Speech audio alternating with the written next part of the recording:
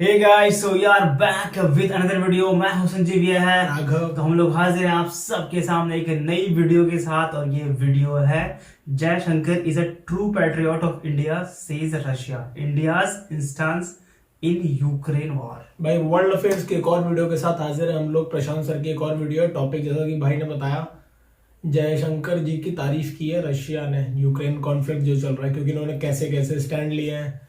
तो वो वीडियो उसके ऊपर ही होगी, नाम से कोई टॉपिक के पता है। वीडियो देखेंगे, उसके बाद करेंगे लास्ट में वीडियो पे बात। जी हाँ, वीडियो करते हैं शुरुआत। और शुरू करने से पहले वीडियो करते हैं आप लाइक, शेयर और चैनल को सब्सक्राइब। बिल्कुल। और हम लोग अवेलेबल हैं सोशल मीडिया हैंडल्स पर भी।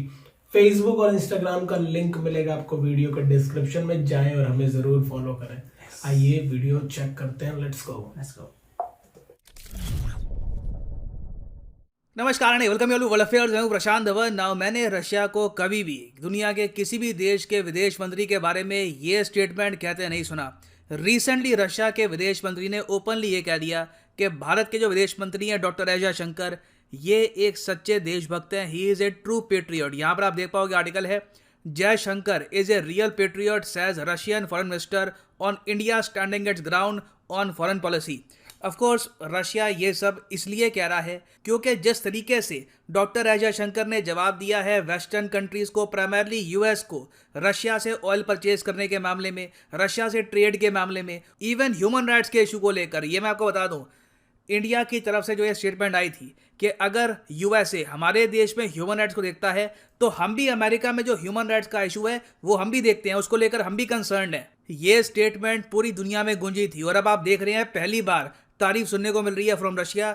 अभी कोई बड़ी बात नहीं है, धीरे धीरे और भी कंट्रीज यहाँ पर इस बात को एक्नॉलेज करे कि इवन दो इंडिया के बहुत अच्छे रिलेशंस हैं विद यूएस, इसका मतलब ये नहीं है कि हम उनसे दुश्मनी मोड़ ले रहे हैं, मगर बहुत अच्छे रिलेशंस होने के बावजूद इंडिया इक्वालिटी चाहता है अपने रिलेशंस में। और इसलिए रशिया की तरफ से ये स्टेटमेंट आई है कि doctor S Jaishankar is a true patriot. उसके अलावा इन्होंने यहाँ पर यह भी ऐड किया कि जिस तरीके से इंडिया ने इस समय भी लगातार रशिया से ऑयल परचेज किया है और इंडिया भी ग्रोसरीज के लिए आइटम्स भेज रहा है रशिया में, राइस एक्सपोर्ट कर रहा है, चाय, वेरियस कमोडिटीज एक्सपोर्ट कर रहा है रशिया को, और साथ ही साथ रशिया के लिए एक नया पेमेंट सिस्टम भी डेवलप कर रहा है जिससे आराम से दोनों कंट्रीज ट्रेड कर पाए।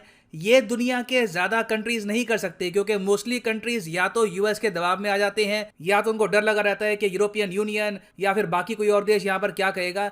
इंडिया जेन्युइनली यहाँ पर न्यूट्रल रहा है। और मैं यहाँ पे आपको ये बता दूं, मैंने एक्चुअली पिछले एक हफ्ते में ये बुक काफ़ी हद तक पढ़ ली है, the India way by India's foreign minister doctor S Jaishankar. मैं एक्चुअली कुछ हफ्ते पहले हिस्ट्री से रिलेटेड बहुत सारी किताबें पढ़ रहा था, मगर बीच में मेरे बहुत सारे स्टूडेंट्स ने मुझे ये किताब दी और एक बार को मेरे पास 6-7 कॉपीज इकट्ठी हो गई थी। मुझे जेन्युइनली लगा कि अब पढ़ लेनी चाहिए ये बुक। एंड मैं ये कहूँगा this book is an eye opener. इस बुक में डॉक्टर एस जयशंकर ने बताया है कि इंडिया किस तरीके से अपनी फॉरेन पॉलिसी को आगे बढ़ाता है। हम लोग यूएस की तरफ या फिर रशिया की तरफ या फिर किसी और पावर की तरफ नहीं देखते। We have our own way, we will do things the India way. और एक बात यहाँ पर मुझे ये भी ऐड करनी पड़ेगी कि डॉक्टर एस जयशंकर रशियन भी बोल लेते हैं। जी हाँ, आप अगर इनका डिप्लोमेटिक करियर देखें तो इन्होंने एक्चुअली आईएफएस जो है इंडियन फॉरेन सर्विस को ज्वाइन किया था 1977 में। उसके बाद इन्होंने इंडिया को रिप्रेजेंट किया है दुनिया भर के देशों में। इनकी wife by the way Japan से है। यहाँ पर आप देख पाओगे एक बहुत ही यंग डॉक्टर एस जयशंकर। और आईएफएस ज्वाइन करने के तुरंत बाद इनको एक्चुअली पोस्टिंग मिली थी यूएसएसआर में। उस वक्त रशियन फेडरेशन नहीं बना था, उस वक्त यूएसएसआर ही था। तो डॉक्टर एस जयशंकर ने वहां पे काम किया, रशियन सीखी। और कोई बड़ी बात नहीं है कि सर्गेई लावरोव जो आज के समय रशिया के विदेश मंत्री हैं, कहीं ना कहीं उस टाइम इनसे इनकी मीटिंग भी हुई होगी, काफी बार दोनों की और जगह भी इंटरेक्शन हुई होगी, मगर इन सब तारीफों में ज्यादा इमोशनली हो जाते हैं। बिल्कुल रशिया की तरफ से ये जो स्टेटमेंट आई है ये मैटर करती है, बट एक रियलिटी हमको ये भी भूलनी नहीं चाहिए कि ये वही सर्गेई लावरोव हैं जो भारत की आलोचना भी करते थे इंडो पैसिफिक को लेकर कि इंडिया यूएस के करीब क्यों जा रहा है, हम लोगों ने क्वाड क्यों बनाया, इंडो पैसिफिक क्या होता है, एशिया पैसिफिक होता है। आपको याद होगा सर्गेई लावरोव ने ये सारी स्टेटमेंट्स दी थी। और एक टाइम पे आके तो मुझे याद है अच्छे से, सर्गेई लावरोव ने यह भी कह दिया था कि भारत एक प्यादा बन चुका है वेस्टर्न कंट्रीज के हाथ में। ये लिटरली आपको याद होगा। देखिए अगेन, मैं कोई चीज भूलता नहीं हूँ, सारे आर्टिकल रिपोर्ट्स रीड करके रिपोर्ट्स तैयार करता हूँ, तो ऑब्वियसली ये बात मैं भूलूंगा नहीं कि सर्गेई लावरोव ने पहले क्या कहा था। और आज के समय जो इनकी नई स्टेटमेंट है ये इतना मैटर क्यों करती है, क्योंकि रशिया ने भी इंडिया के मामले में एक कंप्लीट यू टर्न लिया है यूक्रेन वॉर के बाद। क्योंकि रशिया को भी यहाँ पर एक बात समझ में आई है कि परहैप्स इन्होंने इंडिया के भी एक्शंस को बहुत ही मिस इंटरप्रेट कर लिया था। क्वाड जिस रीजन के लिए बना है, इंडो पैसिफिक जिस रीजन के लिए बना है, रशिया एक्चुअली प्रॉपर्ली समझ नहीं पाया था ये बात। ये बहुत ज़्यादा थ्रेटन फील कर रहे थे, इसलिए इन्होंने काफ़ी बार इंडिया के अगेंस्ट भी स्टेटमेंट दी, इंडिया की आलोचना भी करी है। मगर सिंस आज के समय ये लोग देख रहे हैं कि इंडिया इन रियलिटी ना ज़्यादा यूएस की तरफ झुकेगा ना रशिया की तरफ ज़्यादा झुकेगा, we have our own foreign policy. ये बात सिंस रशिया को अब क्रिस्टल क्लियर हो चुकी है, तब हम देख रहे हैं कि रशिया ऐसी स्टेटमेंट दे रहा है। उसके अलावा ऑब्वियसली रशिया को आज के समय नीड भी है इंडिया की, क्योंकि जो रशिया करके बैठ चुका है यूक्रेन में। मैं पर्सनली अगर अपना ओपिनियन दूं, यूक्रेन वॉर व्लादिमीर पुतिन के लिए एक डिजास्टर साबित हुई है। अगर पुतिन के पास एक टाइम मशीन होती और ये फरवरी में वापस जा पाते तो डेफिनेटली ये कोशिश करते कि ये वॉर ये स्टार्ट ना करे, एटलीस्ट इस टाइम तो बिल्कुल स्टार्ट ना करे। क्लियरली रशिया अंडर प्रिपेयर्ड था। इन्होंने यूक्रेन पर अटैक करने से पहले कुछ युद्ध अभ्यास भी किए, बहुत कुछ किया, but wow such a disaster. अब इनकी क्रूजर शिप डूब गई, कई इनके सोल्जर्स मारे गए। बताया जा रहा है, यूएस का एस्टिमेट है कि 25% रशियन जो मिलिट्री है तबाह हो चुकी है इन द यूक्रेन वॉर। और अभी भी आप देखो तो कीव से कितना दूर है ये, इनको आगे बढ़ने में अभी बहुत प्रॉब्लम आएगी। और इसके अलावा जो सैंक्शंस लगे हैं रशिया पे, इस सब का एक्चुअली फायदा उठा रहा है चाइना। यहाँ पर आप देख पाओगे after Russia's war on Ukraine, China में witness increase in weapon sales, और ये ऑलरेडी हो रहा है। मैं इसलिए कहूंगा कि ये रशियन वॉर कंप्लीट डिजास्टर है मिलिटरीली, इकोनॉमिकली, क्योंकि अब बहुत सारे अफ्रीकी देश, even European countries, south American countries जो एक बार को रशिया के वेपन्स परचेज करना चाहती थी, अब यूएस यूरोपियन यूनियन के डर से रशियन वेपन्स परचेज नहीं कर रही और चुपचाप वहां पे चाइना रशिया को रिप्लेस कर रहा है। और रशिया इस मामले में चाइना को कुछ कह भी नहीं सकता, क्योंकि चाइना वैसे भी रशिया से बहुत कुछ परचेज कर रहा है, नेचुरल गैस के रूप में, क्रूड ऑयल के रूप में। रशिया काफ़ी हद तक डिपेंडेंट भी है चाइना पे। तो रशिया बड़ी मजबूरी से देख रहा है कि जो डिफेंस मार्केट रशिया ने ओवर द ईयर्स डेवलप करी थी, चुपचाप चाइना उसको अब टेक ओवर कर रहा है। तो ऐसे टाइम में रशिया अब देख रहा है भारत की प्रति कि ये कंट्री है जो न्यूट्रल है, ये कंट्री है जिसकी एक स्पाइन है। कोई बड़ी बात नहीं है कि इन द फ्यूचर, अभी तो नहीं, डेफिनेटली कुछ महीने बाद इंडिया के साथ एक बिग टिकट डिफेंस आइटम की सेल ये कर सकते हैं, जिससे इनकी इकोनॉमी को कुछ सपोर्ट मिलेगा। रशिया ने अब ये कहना स्टार्ट कर दिया है, we can give any weapon to India it wants, जो वेपन आप बोलोगे। क्योंकि देखिए, India in the future 130 billion US dollars खर्चने वाला है डिफेंस आइटम्स को परचेज करने में। ऑफ कोर्स इसमें से बहुत सी आइटम्स हम कोशिश करेंगे कि इंडियन कंपनी से ही हम प्रोक्योर करें, मगर कई चीज़ें हैं जो हमको इवेंचुअली बाहर के देशों से ही चाहिए होगी। फॉर एग्जांपल न्यूक्लियर सबमरीन्स हैं, न्यूक्लियर अटैक सबमरीन्स हैं, उसके अलावा ड्रोन्स हैं, बहुत सारा डिफेंस इक्विपमेंट है जो हमको परचेज करना होगा। तो रशिया अभी भी यहाँ पर उम्मीद ये लगा के बैठा हुआ है कि इंडिया कहीं ना कहीं एक बड़ी डिफेंस परचेज करेगा फ्रॉम रशिया। नाउ ये डील्स हम करते हैं नहीं करते वो देखना होगा, बट अभी के लिए मैं आपको दिखाना चाहता हूँ, इस वीडियो बनाने का जो मेन पर्पस था वो ये था कि कहाँ एक टाइम पर रशिया कहता था कि इंडिया एक प्यादा बन चुका है। आज के समय इंडिया की न्यूट्रलिटी, इंडिया की इंडिपेंडेंट फॉरेन पॉलिसी की बढ़ चढ़ के तारीफ कर रहा है, और हमारे विदेश मंत्री को भी कह रहा है कि he is a true patriot. Now finally यहाँ पे मैं आपसे एक क्वेश्चन ही पूछूंगा। क्वेश्चन यहाँ पर यह है कि चाइना ने रिसेंटली एक सिक्योरिटी पैक्ट साइन कर लिया है एक साउथ पैसिफिक कंट्री के साथ। इस टॉपिक पर बाय द वे मैं एक अलग से वीडियो भी लेके आऊंगा, मगर यहाँ पे मैं आपसे बस पूछ रहा हूँ कि ये टॉपिक सिंस न्यूज़ में है, आपको बताना है कि रिसेंटली चाइना ने किस साउथ पैसिफिक कंट्री के साथ एक सिक्योरिटी पैक्ट साइन कर लिया है। ये है यहाँ पे आपकी option, Papua New Guinea, Nauru, Solomon islands या फिर न्यूजीलैंड। कमेंट सेक्शन में करिए उत्तर। सही आंसर मैं आपको दूंगा नहीं, जो लोग सही आंसर करेंगे उनकी जो कमेंट है उनको मैं हार्ड कर दूंगा, ताकि बाकी लोग भी समझ पाएं कि सही आंसर क्या है। और फाइनली यहाँ पर मैं ये भी ऐड कर दूं कि अगर आप लाइफ में एक बार प्रॉपरली यूपीएससी एग्जाम की प्रिपरेशन करना चाहते हैं तो कमेंट सेक्शन में जाओ, यहाँ पे आपको मिलेगा लिंक, इस लिंक पे करो क्लिक और यहाँ पे आप परचेज कर पाओगे अनअकैडमी का स्पेशल कोर्स, जिसमें आज के समय चल रहा है एक बहुत ही यूनिक ऑफर। अगर आप अनअकैडमी का कोर्स परचेज करते हैं, प्रॉपरली कोर्स को फॉलो करते हैं, सारे टेस्ट अटेम्प्ट करते हैं, क्लासेस सारी आप देखते हैं, और तब भी अगर आपका यूपीएससी एग्जाम क्रैक नहीं होता तो 1 साल के लिए ऑटोमेटिकली आपका कोर्स हो जाएगा एक्सटेंड। तो जो 24 महीने का कोर्स है ये बन जाएगा ऑटोमेटिकली 36 महीने का कोर्स, अगर आपका यूपीएससी एग्जाम क्रैक नहीं होता, even after properly following the course. ना उसके ऊपर भी मैं ये ऐड कर दूं कि अगर आप ये कोर्सेज परचेज करना चाहते हैं तो जो प्राइसेस यहाँ पर लिखे हैं, you do not have to pay them, simply यहाँ पर कोड यूज करो PD10 and the prices will start falling. So use the code PD10 and save money. So इसी नोट के साथ ये है वीडियो का अंत। Thank you for listening and as always God bless you all. Okay भाई, video हो गई एंड, और कुछ नया सुनने को मिला है रशिया से। कुछ पुराना भी सुनने को मिला है, वही बात हो गई कि भाई दोनों बात करते हैं वो लोग भी, जिस टाइम जैसा होता है वो बोलते हैं। क्योंकि इंडिया ने जब क्वाड ज्वाइन किया था तो चाइना ने भी काफी विरोध किया था और रशिया से भी आया था, क्योंकि वो अमेरिका के पक्ष में नहीं देखना चाहता इंडिया को, ठीक है। और ऐसे ही अमेरिका करता है कॉमेंट हम पे जब हम रशिया की तरफ झुक जाते हैं थोड़ा, तो हमें बड़ा एक थिन लाइन है उसके बीच में चलना होता है भारत को। दोनों तरफ आ गए, एक तरफ कुआं एक तरफ खाई, कहाँ जाओगे। तो ये वही वाली पूरी कहानी है। बाकी जो इस वीडियो में था, इस वीडियो में ये था कि रशिया ने भाई ओपनली प्रेज किया है जयशंकर जी को, जो कि उनको बोला है कि भाई ट्रू पैट्रियट है। सिंपल सी बात है, देखो भाई इतना सर्व करा उन्होंने कंट्री को, मतलब एकदम बहुत ही ज्यादा एक तरीके से बहुत ही ऐसे स्टेटमेंट आना उनको, मतलब एक तरीके से यार उनकी जो करते हैं वो, क्योंकि वॉर के टाइम में बहुत प्रेशर था उनके ऊपर भाई, बहुत सारे सवाल अभी भी चल ही रही है, अभी भी चल रहा है, अभी भी प्रेशर है, अभी भी चल रहा है, बहुत प्रेशर है। मतलब वेस्टर्न कंट्रीज का तो बहुत प्रेशर है। ये तो हम प्रेशर सिर्फ अभी देख रहे हैं वॉर से रिलेटेड। अभी आप इंडिया के चारों तरफ अगर देखो तो जो भी बाकी कंट्रीज हैं ठीक हालत में नहीं है अभी कोई भी।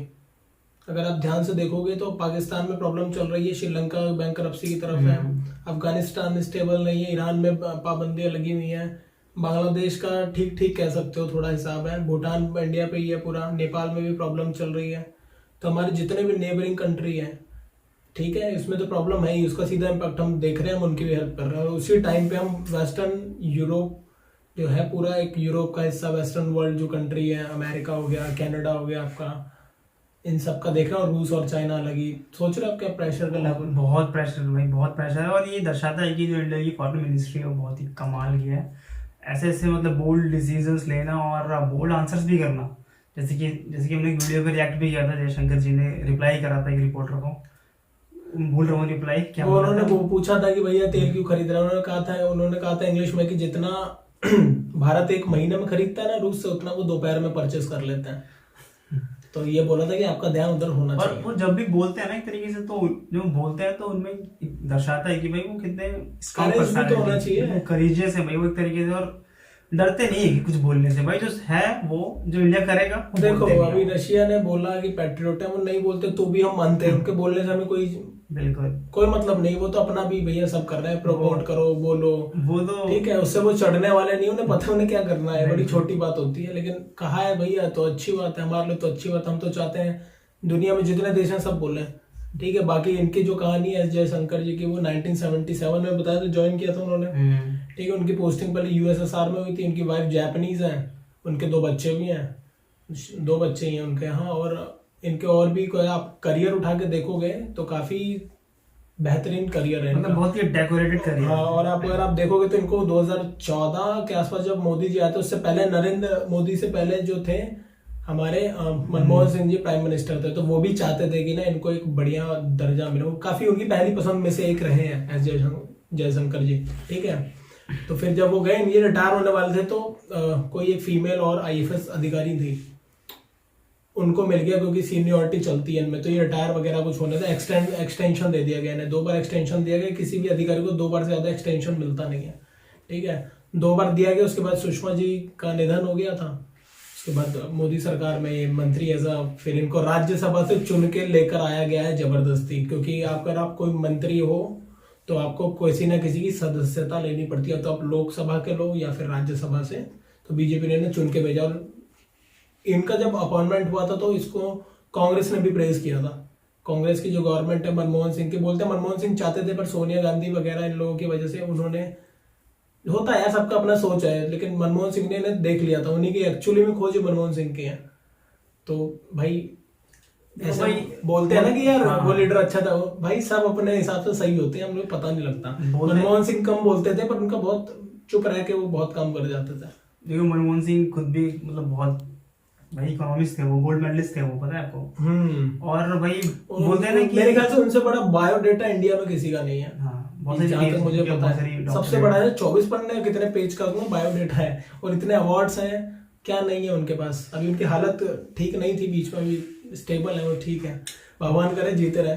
बोलते हैं ना हीरे की पहचान जौहरी को ही होती है, तो जयशंकर जी वो हीरे हैं जिनकी पहचान जौहरी मनमोहन सिंह जी ने करी, उन्होंने कर ली थी। तो ये भाई इनकी मैंने आपको शॉर्ट में बताया, आपको ज्यादा इनका करियर डिटेल में देखना तो यार आप इनके बारे में कोई बायोग्राफी हो या फिर आप देखना, बहुत बहुत सही चीज है इनकी, इनका कंट्रीब्यूशन है यार। और मोदी जी को जब शायद कोई चाइना में भी रहे हैं, चाइना में भी सर्व कर चुके हैं, यूएस में सर्व कर चुके हैं, आपके जापान में रह चुके हैं, जापान में जब ये सर्व कर रहे थे तभी इनकी शादी वगैरह प्यार मोहब्बत होगी शायद, ठीक है। और यूएसएसआर में भी रहे, और कमाल की बात है लैंग्वेजेस भी जानते हैं वहाँ की काफी की। क्योंकि देखो अगर आप किसी ऐसी कंट्री की लैंग्वेज को जानते हैं, जापानीज है जैसे, चाइनीज है, अगर आप उनसे चाइनीज में बात करोगे तो भाई बहुत ज्यादा फर्क पड़ता है। और मैं पढ़ रहा था, कहीं लिखा था कि जब नरेंद्र मोदी जी गुजरात के चीफ मिनिस्टर थे तो ये हमारे विदेश सचिव थे शायद, ठीक है, और शायद पोस्टेड थे ये विदेश सचिव थे या कुछ ओहदा था इनका, मेरे को एग्जैक्ट याद नहीं है क्या पोजीशन पे थे, ये रूस में थे।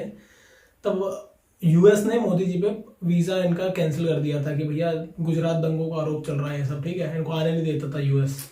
तब कैसे कैसे फिर ये इनकी मीटिंग इन्होंने फिक्स कराई। या तो मैं गलत हूँ, कंट्री में तो चाइना की बात है या तो यूएसएसआर उसकी बात है, रूस की। तो इन्होंने वहाँ के नेताओं से मिलवाया था मोदी जी को, मोदी जी को और इम्प्रेशन अच्छा गया कि यार मतलब क्या ही बंदा है यार ये, ठीक है। मतलब वही होता है ना, इंटरनेशनल लेवल पे अपने लोगों से डील करते हो तो भाई आप ये नहीं बोल सकते ना कि भाई हम जानते हैं, ये हमारे चाचा का लड़का है, ऐसे थोड़ी करते हैं भाई। जब इंटरनेशनल लेवल पे बात करते हैं तो आप चीफ मिनिस्टर वगैरह पूरा लेके गए वो, फिर उन्होंने बातचीत कराई क्योंकि इन्हें गुजरात वाइब्रेंट सबमिट करना था, गुजरात में इन्वेस्टमेंट चाहिए थी, तो ये चाहते थे कि मैं हर देश में जाके इन्वेस्टमेंट लाऊं अपने स्टेट के लिए।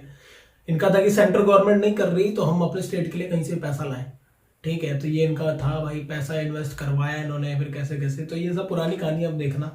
तो ये है इन शॉर्ट में जयशंकर जी की कहानी भाई, और उनके बारे में जो बोला ये तो बहुत कम है, कुछ नहीं बोला है रूस ने, ये सब जानते हैं। अगर इन पे बायोग्राफी अगर मिल जाए हमें तो हम शायद इसका रिएक्ट भी कर पाए। आपको मैं बता रहा हूँ, अजीत डोभाल जी के बराबर ही मानिए ने भी उतना ही महत्व है विदेश मंत्री का। हम लोग हमेशा हल्के में लेते हैं क्योंकि हमें पता नहीं है, जो एक्चुअली में कैबिनेट में गवर्नमेंट जो भी चला रही है, जो मंत्री होते हैं वो लोग जानते हैं कि पावर क्या होती है और किस तरीके की चीजों से बचा के रखते हैं देशों को, और प्रेशर क्या होता है। प्रेशर क्या एक होता है। भी स्टेटमेंट ऐसी चली गई ना तो भाई पूरी कंट्री की इमेज धूमिल हो सकती है। एक छोटा हम लोग बोल दें तो यार हम पे कुछ हो जाए, ये तो सोचो देश को रिप्रेजेंट कर रहे हैं, कितनी बड़ी बात है। तो भाई ये पूरी बात थी, ठीक है। वीडियो करेंगे एंड, आपको कैसी लगी वीडियो जरूर बताना आप हमें, ठीक है। बिल्कुल वीडियो करते हैं एंड, और जाने से पहले वीडियो कर दें आप लाइक, शेयर और चैनल को सब्सक्राइब। बिल्कुल, और हम लोगों से जुड़ने के लिए आप फेसबुक और इंस्टाग्राम पे जा सकते हैं, दोनों का लिंक मिलेगा आपको वीडियो के डिस्क्रिप्शन में, जाएं और हमें जरूर फॉलो करें। मिलेंगे आपसे नेक्स्ट वीडियो में, till then take care, bye.